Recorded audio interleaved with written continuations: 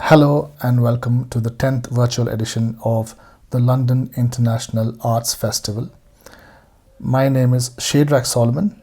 I'm a music producer from south of India, Bangalore. And I'm here to talk about music technology for performers. So the scope of this is limited to singers, guitarists and keyboard players. For drummers, this is not applicable. Of course, it is applicable for drummers who use electronics for triggering sounds.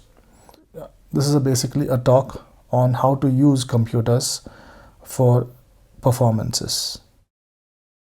So let's dive in. Let's talk about music technology for singers. People who use mics, guitarists, solo strings, and wind instruments. It is better to know a little bit of technology before we start using the equipment. So let's look at this scenario where we have a microphone connected to a speaker using a cable. The speaker will have an amplifier in it because the signal coming through this cable is really weak. Now let's assume that a singer says hello into the mic, and this goes in and taps on a diaphragm, and then there's a transducer which converts this sound wave into an audio signal, or small amount of electricity in simple terms. And then this is again converted back into sound waves with the help of a transducer which is inside the speaker. This particular electricity, which is carrying a sound wave, is called a signal.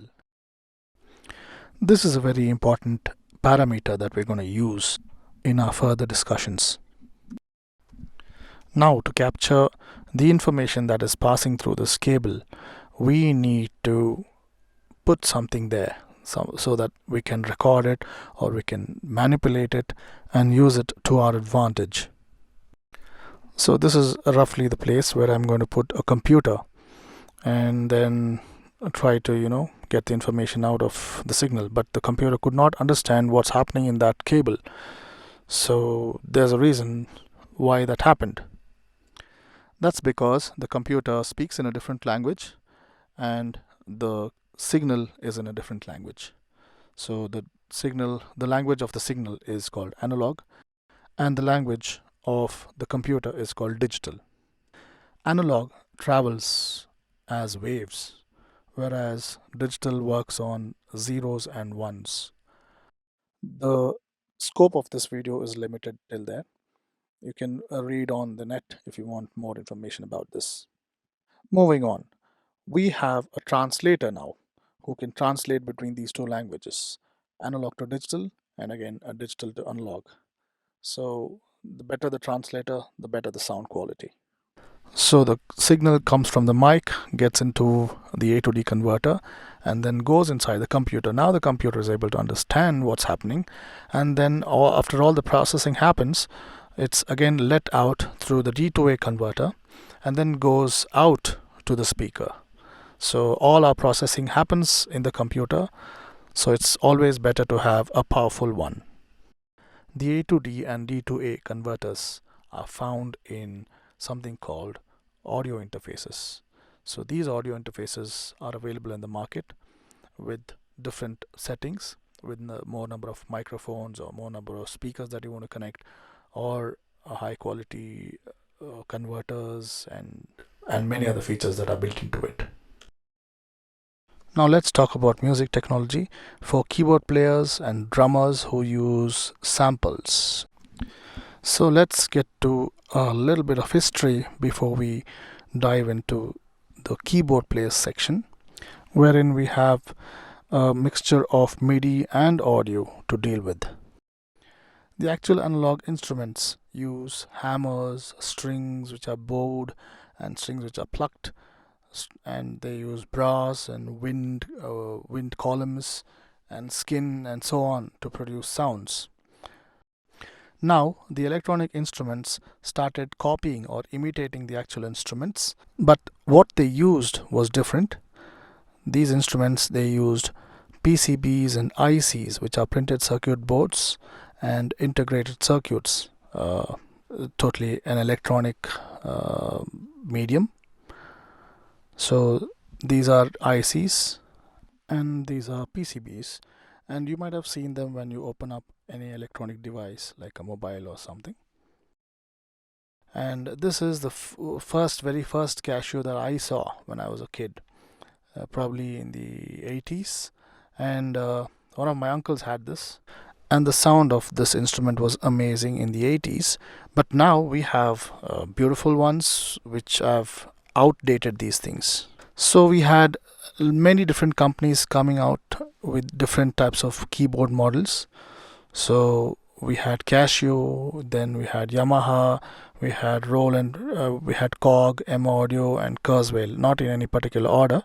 Now let's assume that the sound of a guitar sounded the best in Casio, and then Yamaha had a very good sound of a saxophone, the Roland had good violins, and this is just an assumption.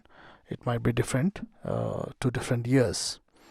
Now let's assume Cog has good pianos and M Audio had some good flutes and Kurzweil had good drums. Now I wanted to use all this in a song because I've got the best sounds now. So to put them all together, I came to know that there was this technology called MIDI, which is Musical Instruments Digitally Interfaced. It's a very fancy name for saying that these musical instruments talk to each other in a language. They had their own language and they talk to each other just the way we converse in our languages. Say, for example, English. So now I had to find a way to put all these things together. So there was this equipment called sequencer, which used to connect all these keyboards and manage them so beautifully. And this sequencer used to tell each keyboard what to do at what time. Say, for example, the Casio had to play some instrument throughout the song, and the drums has to play after 5 bars, and then the piano has to play somewhere in the verse, and so on. Everything was fine, but there's one problem in this. There were too many keyboards that I had to connect to get the best of the best sounds. So my house was completely filled with keyboards and keyboards and keyboards. While many of us were struggling with this concept, somebody came up with an amazing idea, and it saved a lot of space, time, and everything. They decided to put all this into a computer with all the connections already made, or you can make them yourself. So that was a new era where a new concept called DAW came in, Digital Audio Workstation. And here's an example of how one of them looks. This is the arrange window along with a part of the mixer, a part of the mixer window with a small plug-in that's open there in the middle, which looks like one of your hardwares that we use in the studios. And this is a mixer, and these are all the different DAWs that are available in the market for you to take advantage of. So when these DAWs came into the market, the computers were not so powerful, and these softwares were really heavy on the CPUs.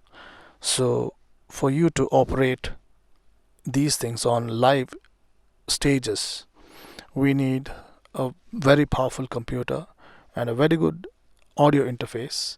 Of course, very good, very good, very good of everything. And a new set of softwares came up in the market, which were focused on providing the same environment on the computer for us, but on stage. So it was very CPU demanding, but at the same time, they provided seamless integration of instruments and uninterrupted performances. One of them being Main Stage, and another one is Ableton Live. And I'm going to give you a brief introduction or an insight into Main Stage. Here we can see Main Stage having the instruments ready for two different keyboards with two different layers, and a pedal, a sustain pedal, and a volume pedal. Plus, these two keyboards also have their respective pitch bend wheels and modulation wheels.